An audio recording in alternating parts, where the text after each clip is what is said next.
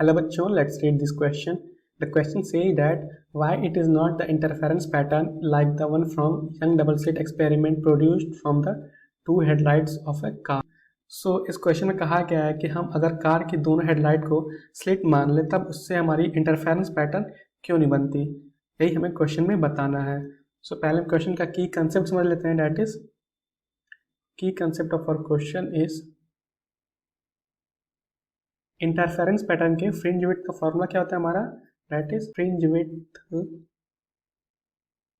Of interference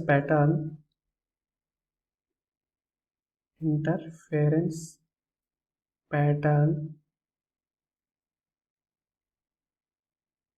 इसको हम beta से डिनोट करते हैं. That is beta is equal to lambda into capital D upon small D, where lambda is the wavelength of light, d is the distance between slit and screen and small d is the distance between two slits.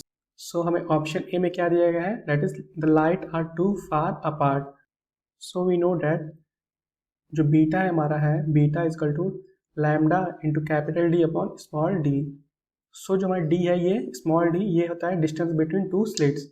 अगर ये हमारा कितना ही बड़ा हो जाए हमारा beta तो रहेगा ही, अनलेस ये हमारा इन्फिनिटी हो जाए तो हमारा बीटा जीरो होगा. बट जो हमारे कार की हेडलाइट होती हैं उनके बीच का डिस्टेंस काउंटेबल होता है, देयरफॉर हमारी बीटा एग्जिस्ट करेगी. देयरफॉर ये हमारा रॉन्ग ऑप्शन है. Option A is wrong. And option B says that the lights are not bright enough. ये हमारा ऑप्शन बी है.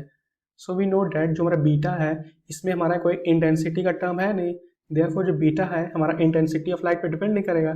सो हमारी लाइट की इंटेंसिटी कुछ भी हो हमारे फ्रिंज विड्थ बनेगा ही. So option B is also wrong. And option C says that the lights are not rectangular slit in shape.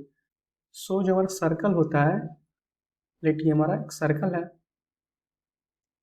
ये भी सर्कल हमारा इनफाइनाइट रेक्टेंगल से मिलके बना होता है. ये हमारा इनफाइनाइट रेक्टेंगल है. सो हमारा कोई भी शेप हो लाइक सर्कल रेक्टेंगल सबसे हमारा इंटरफेरेंस पैटर्न बनता है.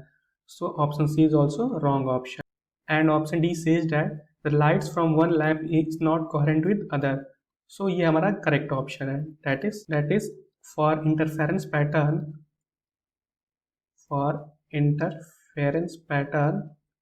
we need coherent source of light and there should be no phase difference. There should be no phase difference.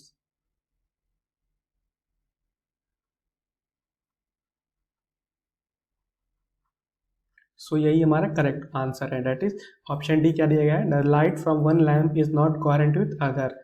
जो हमारी लाइट आती हैं दोनों सोर्स से, दोनों लाइट के कार के हेडलाइट से, वो कोहेरेंट सोर्स नहीं होती है, इसीलिए हमारा इंटरफेरेंस पैटर्न नहीं बनता है. Because for interference pattern we need coherent source of light. So option D is our correct option. I hope ये आंसर आपको समझ में आया होगा. All the best.